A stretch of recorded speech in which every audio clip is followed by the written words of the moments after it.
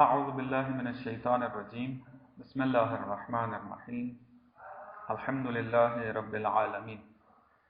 قال الرابع في أنه تعالى يفعل لغرض لدلالة القرآن عليه والاستلزام نفيه العبث وهو قبيح. بحث ہماری عدل الہی میں چل رہی تھی اور عرض کیا کہ عدل الہی کی بحث میں جو اساسی ترین قاعدہ ہے کہ جس کی بنیاد پر آپ عدل الہی کی بحث کو ذکر کر سکتے ہیں وہ قاعدہ حسن و قبح عقلی ہے۔ پہلے میں تبیین کر چکا ہوں اس مطلب کو کہ اگر حسن و قبح عقلی کے قائل نہ ہوں تو عدل الہی کی بحث پھر علم کلام میں ذکر نہیں ہو سکتی۔ تفصیلاً عرض کیا تھا اس کو۔ ہم نے دلیل عقلی و نقلی جو بھی آپ کہیں اس کو دلیلوں کے ساتھ ثابت کیا کہ حسن و قبح عقلی ہے، یعنی برہان کے ذریعے ہم نے ثابت کیا۔ اب اس کے اوپر جو نتائج مترتب ہیں ان سے ہم پھر بحث کر رہے ہیں۔ پہلا نتیجہ جو حسن و قبح عقلی پر مترتب تھا وہ یہ کہ خداوند متعال کبھی کسی فعل قبیح کو انجام نہیں دے سکتا اور نہ ہی فعل قبیح کے انجام کا ارادہ کر سکتا ہے۔ آج دوسرا نتیجہ جو اس بحث پر مترتب ہے حسن و قبح کے اوپر وہ یہ ہے کہ خداوند متعال جو فعل انجام دیتا ہے وہ ہدف و غایت رکھتا ہے۔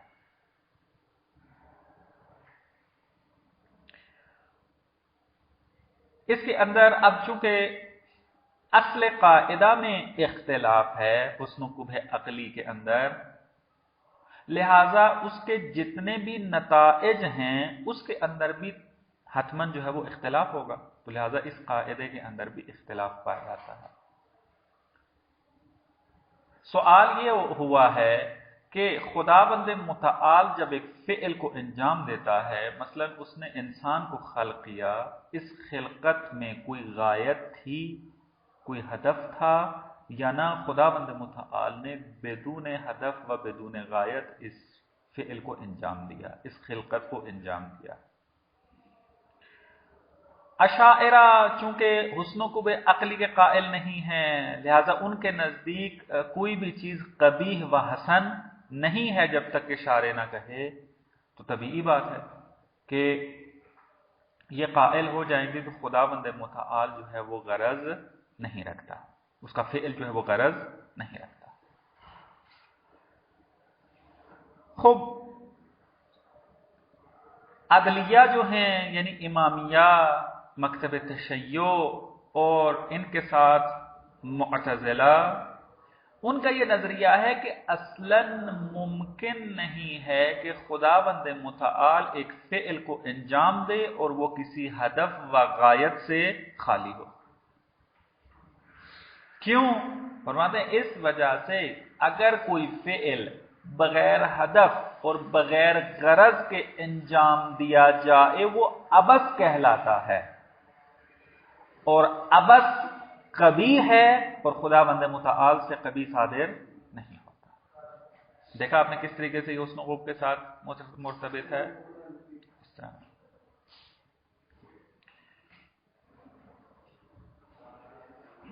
یہ تھا اختلاف کے جو بیان کرتے ہیں۔ خوب ہم شاعرہ سے پوچھتے ہیں کہ آپ کیوں خداوند متعال کے فعل کے لیے غرض کے قائل نہیں ہو رہے، کیا مشکل ہے آپ کو؟ اشاعرہ جواب دیتے ہیں کہ بھائی آپ دیکھو کہ اگر کوئی انسان یا کوئی ذات فعل کو کسی غرض کی خاطر انجام دے، اس کا مطلب یہ ہے کہ وہ ذات اس غرض کے ذریعے اپنی ذات کو کامل کرنا چاہتی ہے۔ مثال دیتا ہوں اس کی۔ آپ کھانا کھاتے ہیں، کھانا کھانے کی کیا غرض ہے؟ میرے اندر جو احساس ہے بھوک کا وہ ختم ہو جائے۔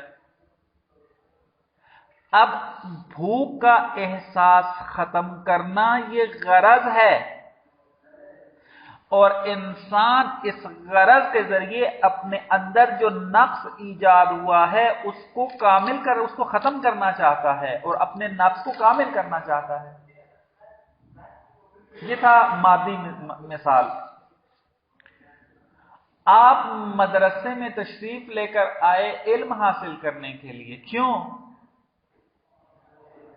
تاکہ اپنے اندر جو جہل کا احساس کرتے ہیں، علیکم السلام، اپنے اندر آپ جو جہل کا احساس کرتے ہیں، اپنے اندر جو نقص آپ احساس کرتے ہیں کہ میرے اندر ہے، اس کو برطرف کیا جائے۔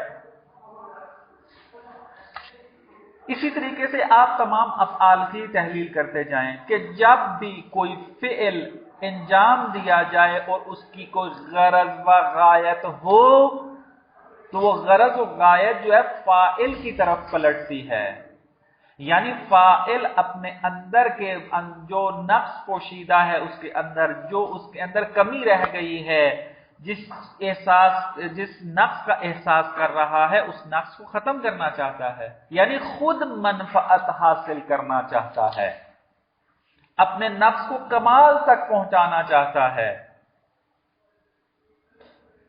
اشاعرہ کہتے ہیں جب صورتحال یوں ہے کہ ہر فعل اگر غایت رکھے تو غایت پلٹتی ہے فاعل کی طرف، یعنی غایت رکھنا ایک فعل کا یعنی فاعل اپنے اندر منفعت حاصل کرنا چاہتا ہے۔ تو یہ چیز تو خدا کے اندر محال ہے، خدا تو کامل علی الاطلاق ہے، خدا تو غنی مطلق ہے، خدا تو مطلق الکمال ہے۔ تو اگر آپ قائل ہو جائیں کہ خدا کا فعل غرض رکھتا ہے، خدا کا فعل کوئی ہدف رکھتا ہے، ہدف سے مراد یعنی غرض ہی ہے، کوئی غرض یا منفعت رکھتا ہے، تو اس کا مطلب ہے کہ خداوند متعال کی ذات میں کوئی نقص ہے، نعوذ باللہ، نقص لازم آئے گا خدا کے اندر، یعنی خدا اس منفعت، اس غرض کی خاطر اپنے ذات کو کامل کرنا چاہتا ہے، جو کہ قاعدہ کلیہ یہی ہے۔ جیسے کہ مثالیں دی ہیں آپ کو، آپ متعدد مثالیں بنا سکتے ہیں انسان کی، تو بس کہتے ہیں چونکہ غرض رکھنے والا نظریہ خدا کے اندر نقص کا موجب بنتا ہے، خدا کو ناقص بنا دیتا ہے، خدا کو محتاج بناتا ہے، بس ہمیں انکار کرنا چاہیے اس بات کا کہ خداوند متعال کا فعل کوئی غرض نہیں رکھتا۔ خداوند متعال کوئی فعل اگر انجام دیتا ہے تو کسی منفعت کی خاطر نہیں دیتا، انجام نہیں دیتا۔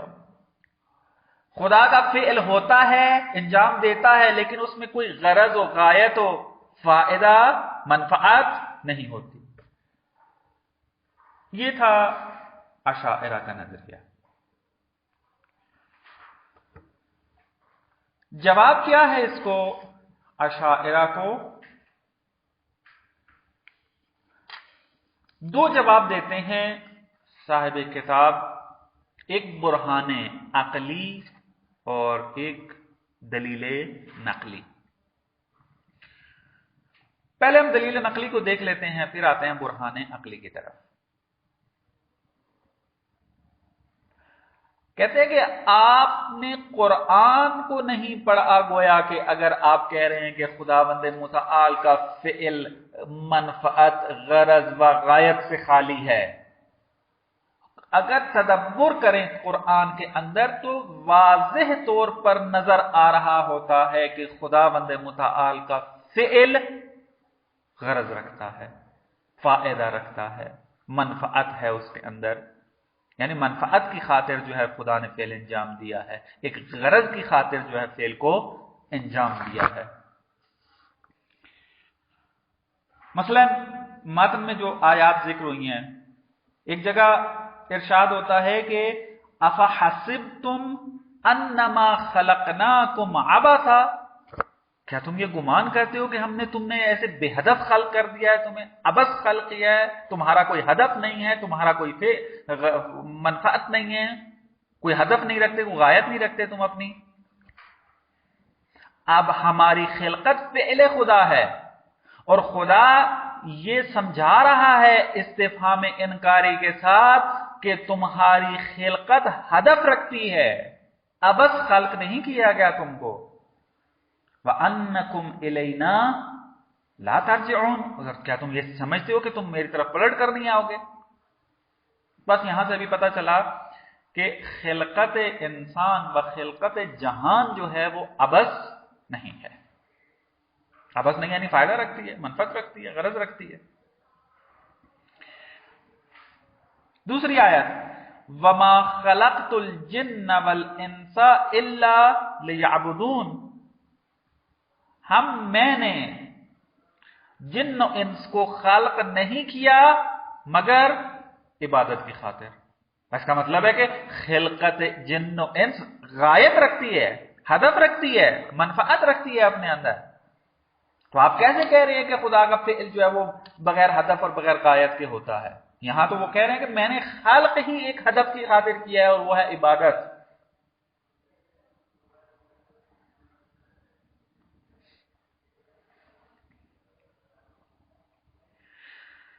تیسری آیت جو یہاں ذکر کرتے ہیں وہ یہ کہ وَمَا خَلَقْنَا السَّمَاءَ وَالْأَرْضَ وَمَا بَيْنَهُمَا بَاطِلًا ذَلِكَ ظَنُّ الَّذِينَ كَفَرُوا فَوَيْلٌ لِّلَّذِينَ كَفَرُوا مِنَ النَّارِ. فرماتے ہیں ہم نے جو زمین و آسمان اور اس کے درمیان جو چیزیں پائی جاتی ہیں ان کو باطل خلق نہیں کیا، اور یہ باطل ہونے کا جو گمان ہے یہ ان لوگوں کا ہے جو کفر کرتے ہیں، اور ان کے لیے جہنم کی سزا ہے. بس اگر ہم ان آیات کے اندر تدبر کرتے ہیں تو خود قرآن منہ بولتا ثبوت ہے اس بات کا کہ خدا نے جو فعل انجام دیا ہے اس کی کوئی ہدف و غایت ہے. تو آپ اشاعرہ کیسے آ کر قرآن کے مخالف نظریہ دے رہے ہیں؟ بس ایک دلیل یہ ہوگی.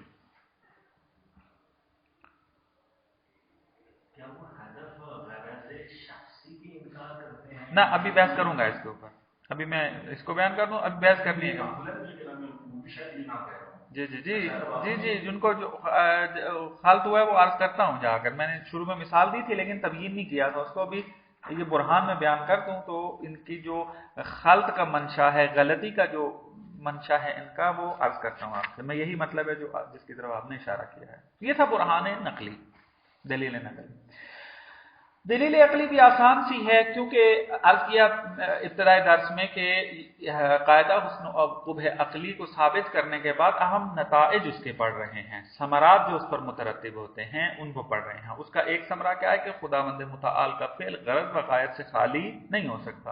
برہان عقلی بھی ہمارا یہی ہے کہ اگر خداوند متعال کا فعل غایت و ہدف سے خالی ہو تو اس فعل کو عبث کہا جاتا ہے. عبث کا معنی یہ کرتے ہیں ایسا فعل انجام دینا جو کوئی غرض عقلانی نہ رکھتا ہو، کوئی ہدف نہ رکھتا ہو، اس کو عبث کہتے ہیں. اور خداوند عبث چونکہ قبیح ہے اور قبیح حکیم انجام نہیں دیتا. یہ قاعدہ حسن و قبح عقلی سے استفادہ کر کے، چونکہ قبیح ہے عقل در کرتی ہے کہ فعل عبث قبیح ہے، بس ہماری عقل یہ حکم لگاتی ہے کہ جو حکیم ہو وہ کبھی عبث فعل کو انجام نہیں دیتا، وہ کبھی فعل کو انجام نہیں دیتا. ہم نے اس بات کیا یعنی حکمت خدا حکیم ہے.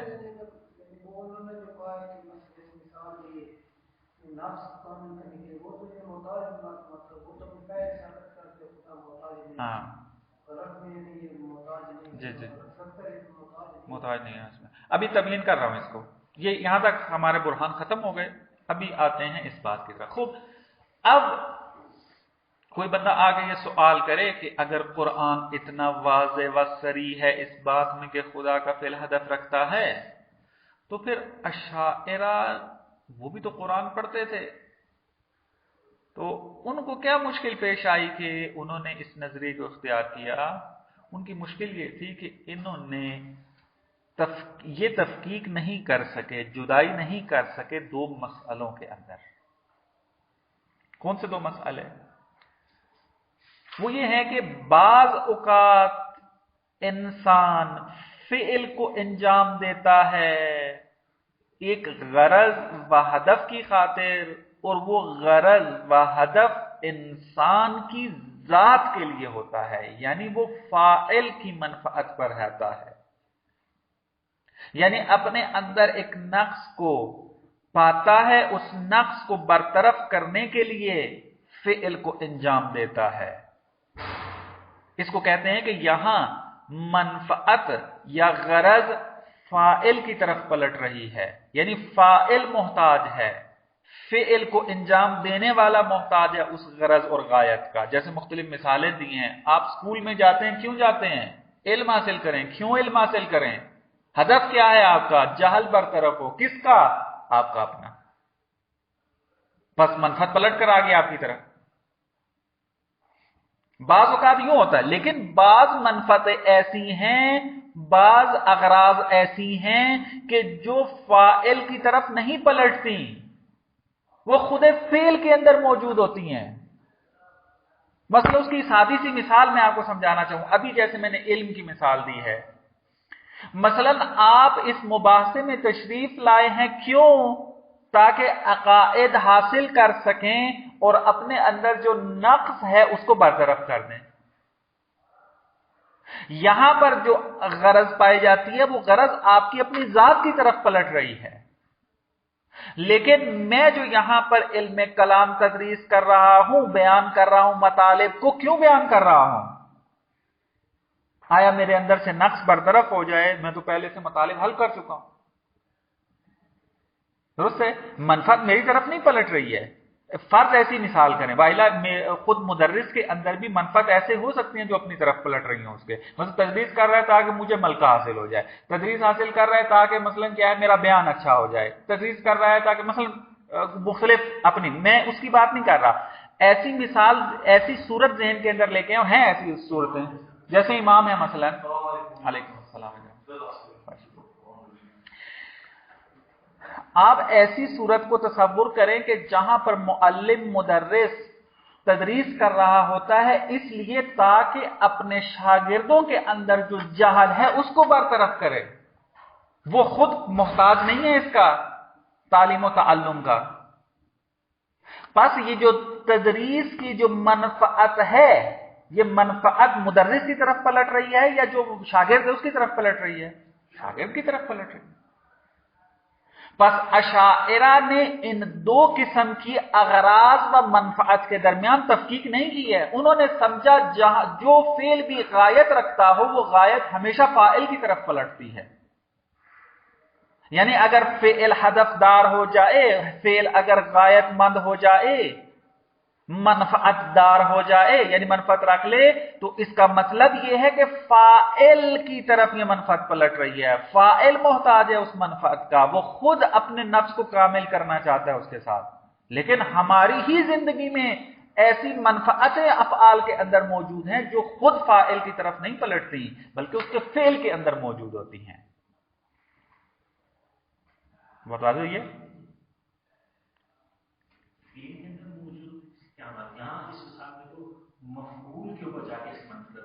فعل کی بات اس لیے کیا نہ ہو چکے، خدا بند متعال میں جب ہم بحث کریں گے جا کر، تو خدا نے جو ہمیں بنایا ہم اس کے فعل ہیں، ہم افعال الہی میں سے ہیں، یعنی اس کا ہمیں خلق کر دینا ہے، ہم فعل الہی ہے۔ لفظ معلوم میں آ کر کون مفعول ہے، لیکن ہاں مفعول فعل ایک ہی چیز ہے یہاں پر، یعنی دو چیزیں نہیں ہیں۔ ایسا نہیں ہے کہ فعل الگ ہو اور مفعول الگ ہو، آپ ہی مفعول ہیں، آپ ہی فعل ہیں خدا کا نہ۔ آپ یہ مثلا آپ کہتے ہیں کہ میں مفعول ہوں، فعل کوئی اور ہے، آپ کا وجود میں آ جانا فعل الہی ہے اور علت کی نسبت آپ معلول ہیں، یعنی دو چیز نہیں ہے، ایک چیز ہے۔ بس اس مثال کے ذریعے اور بھی بہت ساری آپ مثالیں خود بنا سکتے ہیں، اپنی زندگی میں تھوڑا سا تتبع، تھوڑی سی تفکر کریں تو آپ کو خود سمجھ میں آ جائے گا کہ ایسا نہیں ہے کہ جو بھی فعل غرض رکھتا ہو وہ ہمیشہ کام کرنے والے کی طرف پلٹے، فاعل محتاج ہو اس کا نا. بعض اوقات ایسا ہوتا ہے کہ فعل کو انجام دیتا ہے ایک غرض کی خاطر، لیکن وہ غرض اس کی اپنی نہیں ہوتی، اپنے لیے نہیں ہوتی، کسی دوسرے کے لیے ہوتی ہے. تو ہم خداوند متعال کے مورد میں بھی اس کے قائل ہیں کہ خداوند متعال کے بارے میں اگر کوئی یہ نظریہ اختیار کرے کہ خداوند متعال نے اس جہان کو خلق اس لیے کیا تاکہ اپنے اندر کوئی نقص وہ حاصل کرے، کوئی کمال رہ گیا تھا اس کو حاصل کرے، کوئی منفعت کو حاصل کرنا چاہتا تھا خدا، تو پھر اس کو تو ہم بھی باطل مانتے ہیں اگر کوئی اس طریقے سے تفسیر کرے آ کر. ہم اس طریقے سے قائل ہیں کہ خداوند متعال فعل کو انجام دیتا ہے، لیکن اس کی منفعت خود اس فعل کے لیے ضروری ہوتی ہے، اس کے اندر پائی جاتی ہے. یعنی جیسا کہ ہم نے قرآن کے اندر ابھی پڑھا ہے کہ خداوند متعال فرماتا ہے کہ ما خلقت الجن والانس الا لیعبدون، میں نے جن و انس کو خلق کس لیے کیا؟ تاکہ وہ عبادت کریں. اور عبادت خود عبادت کیا ہدف رکھتی ہے کہ جو عابد ہے وہ کمال تک پہنچے. عبادت کا ہدف یہی ہوتا ہے. عبادت کا ہدف یہ تھوڑا ہوتا ہے کہ ہم عبادت کر کے خدا کو کسی کمال تک پہنچانا چاہتے ہیں. عبادت کا ہدف کیا ہوتا ہے؟ ہم عبادت اس لیے کرتے ہیں تاکہ ہم جو نقص رکھتے ہیں وہ برطرف ہو جائے ہمارا. پس خداوند متعال کے افعال غرض رکھتے ہیں، ان میں منفعت موجود ہے، لیکن وہ غرض متعلق ہے کس کے؟ فعل کے، نہ کہ فاعل کے. مشکل تب پیش آتی کہ جب فاعل کی طرف پلٹتی، حالانکہ یہ فعل کی طرف پلٹ رہی ہے. بس خدا نے جتنا بھی فعل انجام دیا ہے انسان کو کمال تک پہنچانے کے لیے انجام دیا ہے، نہ کہ اپنے آپ کو. بات واضح ہو گئی ہے؟ بس اشاعرہ کو یہ مشکل پیش آئی ہے.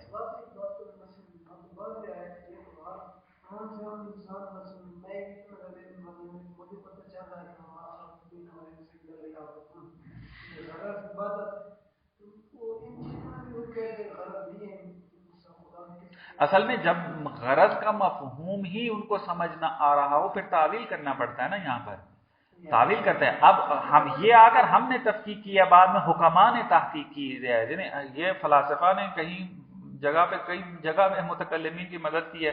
یہ فلاسفہ نے آ کر یہ بیان کیا تھا کہ غرض دو قسم کی ہوتی ہے. ایک غرض وہ ہے کہ جو فاعل کی طرف پلٹتی ہے، غرض وہ ہے جو فعل کی طرف پلٹتی ہے. اشاعرہ تو عقل گرا نہیں تھے فلسفیوں کی طرح، معتزلہ کی طرح. ان کو یہ باتیں نہیں سمجھ میں آتی. انہوں نے فقط اپنی زندگیوں میں دیکھا ہوا تھا کہ ہم اکثر جو فعل انجام دیتے ہیں غرض کی خاطر سے، غرض ہماری طرف ہی ہوتی ہے. یعنی جو بھی غرض رکھتا ہے وہ نفس کو کامل کرنے کے لیے. میں علم پڑھ رہا ہوں تاکہ اپنے آپ کو کامل کروں. میں مثلا غذا کھا رہا ہوں تاکہ اپنے بدن کو جو ہے وہ کامل کر سکوں. اس کے ہماری جو افعال ہیں وہ بھرے ہوئے ہیں ایسی اغراض کے ساتھ جو ہماری ذات کو نفع پہنچاتے ہیں. وہ افعال کی طرف دقت ہی نہیں ہوتی ہے ہماری کہ جو کیا ہے دوسروں کی نفع پہنچانے کے لیے ہوتی ہیں، اس میں اپنی ذات ذکر نہیں ہوتی. کمال شاید ایسا سمجھ لوں کمال اس وقت ہو سکتا ہے کہ کوئی ایک چیز وجود رکھتی ہو اور اس کو کمال تک پہنچائے.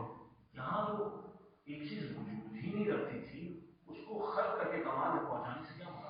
نہ اس میں خود خارج میں آ جانا کمال ہے. جیسے ہم حمد کرتے ہیں خداوند متعال کی بات دعاؤں کے اندر کہ خداوند متعال تیری حمد ہے کہ تو نے مجھے نابودی سے بودی کی طرف لے کر آیا. میں پہلے کچھ نہیں تھا پھر مجھے کچھ بنایا. اس پر ہم کرتے ہیں. ہم آئمہ نے مثلا دعا پڑھیں. ہمارا اس کائنات کے اندر خلق ہو جانا ایک کمال ہے. اب وجود خود کمال ہے. فلسفے میں ثابت ہے وجود یعنی کمال. جو وجود نہیں رکھتا وہ کمال نہیں ہے. فلسفہ آپ حکمت صدرائی دیکھ لیں یا مشاء کو دیکھ لیں، وہ اگر تحقیقی طور پہ ثابت کرتے ہیں وجود مساوی ہے کمال کے، یعنی وجود کمال ہے.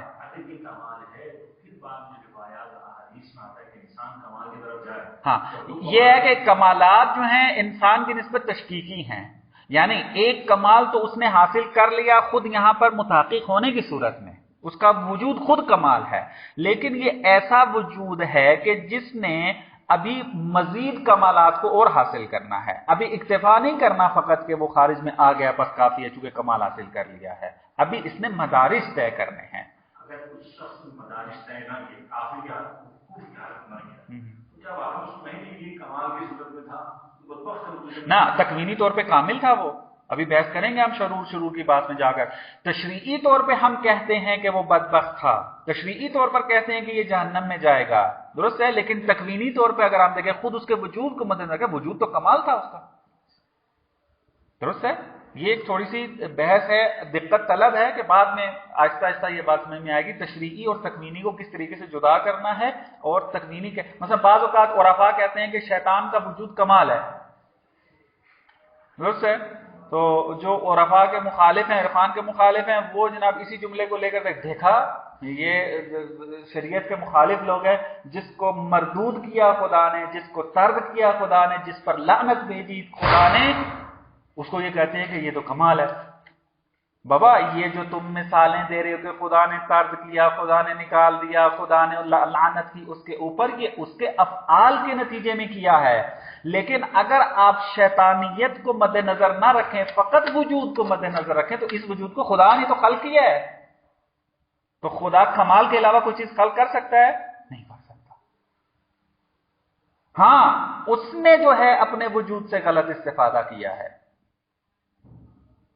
بس ہم تشریعی طور پر اس کو کہیں گے یہ جہنمی ہے، اور اس طریقے سے وائلہ کمال۔ بہرحال ایک عمیق اور دقیق بحثیں ہیں کہ انشاءاللہ آہستہ آہستہ آپ اگر عقلی علوم میں آگے گئے تو مطالب واضح ہوں گے اس میں آ کر۔ بات واضح ہے، متن دیکھتے ہیں۔ اقولو، عبارت بھی ساتھ پڑھ لیتے ہیں جو کہ میں نے وضاحت کر دی ہے کافی۔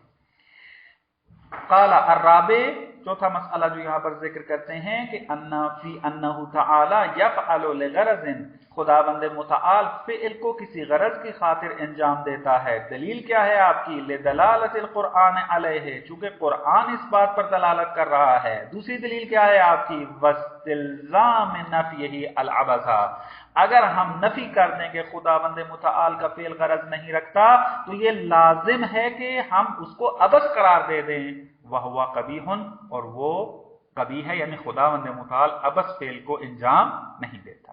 اقولو ذهبت الاشاعرہ الى انہ تعالی لا يفعل لغرض، اشاعرہ کا نظریہ یہ ہے کہ خداوند متعال کا فعل غرض سے خالی ہے، غرض کی خاطر فعل کو انجام نہیں دیتا خدا۔ وَإِلَّا، اگر قائل ہو جائیں کہ خدا کسی غرض کی خاطر فعل کو انجام دیتا ہے، لَكَانَ نَاقِصًا، خداوند متعال ناقص ہو جائے گا، مستکملاً بذالک الکمال، تو ہمیں یہ ماننا پڑے گا کہ خدا اس غرض کے ذریعے اپنے آپ کو کامل کرنا چاہتا ہے، اور یہ محال ہے کیونکہ ہم خدا کو غنی مطلق ثابت کر چکے ہیں، خدا کو کامل مطلق الکمال ثابت کر چکے ہیں، غنی ثابت کر چکے ہیں، تو لہذا خدا کا فعل غرض نہیں رکھ سکتا، غرض کے غرض، یہ فائل کی طرف پلٹا رہے ہیں آ کر۔ وقالت المعتزلہ ان افعال اللہ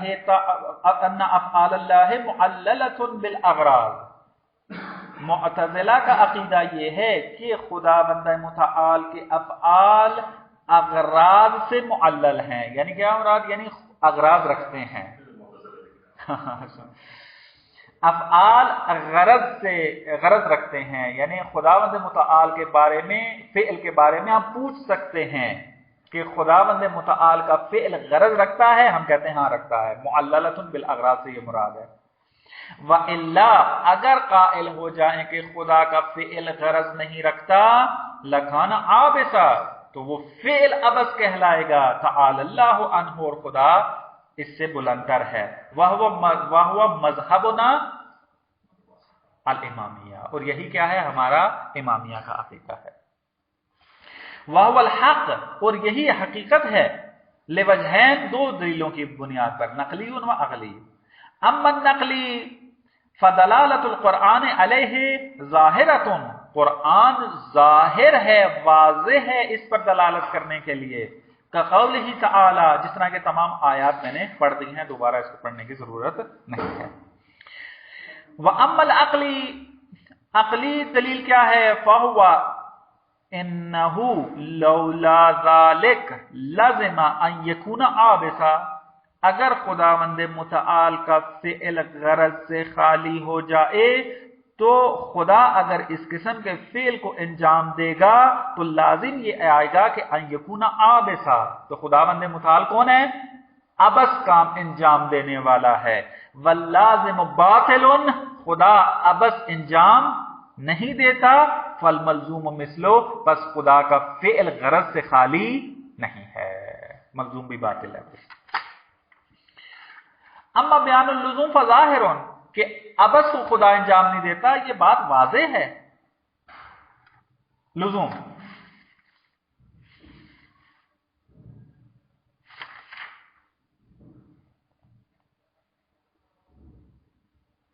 یعنی افعال کا عبس ہونا یہ واضح ہے۔ کیوں؟ کیونکہ ہم عبس کی تعریف کیا کرتے ہیں کہ ایسا فعل کہ جس کے اندر کوئی ہدف و غرض و غایت نہ ہو، اس کو ہم عبس کہتے ہیں۔ پس ایسا فعل کہ جو غرض و غایت سے خالی ہو، اس کو عبس کہنا کہتے ہیں، یہ تو واضح ہے، اس کے اوپر تو کوئی دلیل لانے کی ضرورت نہیں ہے، ہر انسان اس کو درک کر لیتا ہے۔ اما بطلان اللازم، لیکن یہ جو آپ نے کہا کہ خدا جو ہے وہ عبس کو انجام نہیں دے سکتا، یہ جو آپ نے کہا، کیسے کہا؟ کہتے ہیں فَلِأَنَّ الْعَبَسَ قَبِيحٌ، چونکہ عبس قبیح ہے، وَالْقَبِيحُ لَا يَتَعَاطَاهُ الْحَكِيمُ، اور قبیح فعل کو حکیم ذات انجام نہیں دے سکتی۔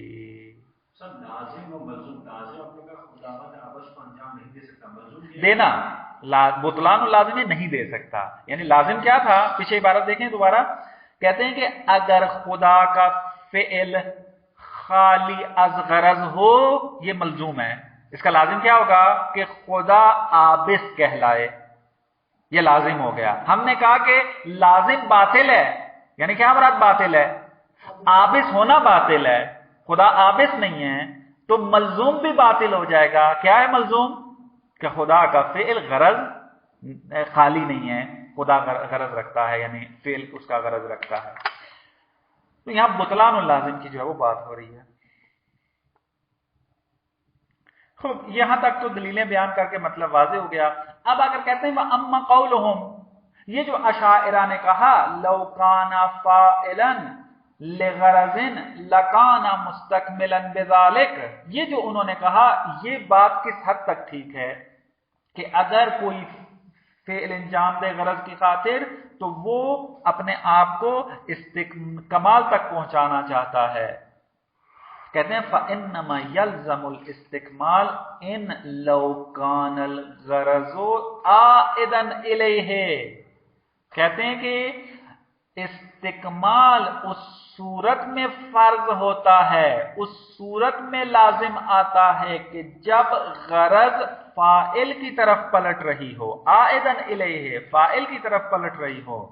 لکنہ لیس کذالک، لیکن خداوند متعال کے مورد میں ایسا نہیں ہے، بل ہوا عائد، بلکہ وہ غرض پلٹ رہی ہے اما لمنفعت العابد، یا تو عابد کو فائدہ پہنچ رہا ہے اس فعل کی وجہ سے، او لاقتضاء نظام الوجود، یا اس کائنات کا، اس نظام الوجود کا اقتضاء یہ ہے کہ خدا اس قسم کا فعل انجام دے۔ وذالک لا یلزم منہ الاستکمال، اور یہ چیزیں جو ہیں وہ خدا کو استکمال کی طرف نہیں لے کر جاتی ہیں کہ خدا نے کامل ہونے کی وجہ سے اس قسم کے فعل کو انجام دیا۔ نظام الوجود کا میں نے فقط آپ کا بیان کیا اس میں، ہاں اس میں اس کو انہوں نے دو کر دیا۔ اب یعنی خود انسان سے مربوط ہے، ابھی مثلا خدا نے انسان کے علاوہ بھی تو اشیاء خلق کی ہیں، اب وہاں بھی یہ سوال ہو سکتا ہے خدا نے مثلا درخت کیوں خلق کیا، خدا نے دیوار کی مثلا یہ اینٹیں کیوں خلق کی، مثلا ایسا مواد کیوں خلق کیا کہ جس سے یہ چیزیں بنتی ہیں، تو ہم کہیں گے کہ یہ نظام الوجود کا اقتضاء ہے۔ خدا نے جو کائنات خلق کی ہے اور اس کو نظام اسباب و مسببات قرار دیا ہے، اس کا لازمہ یہ ہے کہ اس طریقے سے خدا فعل کو انجام دے۔ یہ ایک مطلب تھا جو تمام ہو گیا، یہ چونکہ مطلب تھوڑا ہے، یہ ہماری فصل ختم ہو جائے گی، اس کو تمام کرتے ہیں۔ آگے بات یہ آتی ہے کہ یہ جو اپنے غرض کی بات کر رہے ہیں کہ خدا کا فعل غرض سے خالی نہیں ہے، غرض دو قسم کی ہو سکتی ہے۔ ایک مرتبہ انسان غرض رکھتا ہے نفع پہنچانے کا، ایک مرتبہ انسان غرض رکھتا ہے نقصان پہنچانے کا، ہے دونوں غرض لیکن دونوں میں فرق ہے۔ تو آپ نے جو یہ کہا ہے کہ خداوند متعال کا فعل غرض سے خالی نہیں ہے، تو یہاں کون سی غرض ہے؟ آیا غرض منفعت والی یا غرض ضرر والی بھی شامل ہو سکتی ہے؟ تو حسن و قبح عقلی کو مد نظر رکھتے ہوئے نتیجہ کیا نکلے گا کہ ضرر والی غرض جو ہے، ضرر پہنچانا کبھی ہے اور خدا کبھی فعل انجام نہیں دیتا۔ پس خدا کے افعال غرض رکھتے ہیں یعنی منفعت پہنچانا آپ تک، ضرر نہیں، منفعت پہنچانا آپ تک، یہ مراد ہے ہماری۔ ضرورت تھی اس کی، جب ہم نے ابتدا سے غرض کو جب کلی اس کو ہم نے ختم کرنے کی ضرورت ہے اس کی؟ نہ، غرض کو ختم تو نہیں کیا ہم نے غرض کو ثابت کیا ہے، غرض کو ثابت کیا ہے۔ اب غرض کی دو قسمیں بن رہی ہیں، ٹھیک ہے، اس میں منفعت میں اضافہ کرتا رہا ہوں بیچ میں تاکہ مطلب جو ہے وہ واضح ہو جائے۔ تو ابھی یہ یہاں پر آ کر واضح کر رہے ہیں کہ یہاں غرض سے مراد منفعت ہے نہ کہ ضرر۔ قال ولیس الغرض الاضرار لقبحہ، فرماتے ہیں کہ غرض سے مراد یہاں اضرار و ضرر پہنچانا نہیں ہے۔ کیوں؟ لقبحہ، کیونکہ یہ قبیح ہے۔ بل النفع، بلکہ یہاں غرض سے مراد کون سی ہے؟ نفع والی ہے۔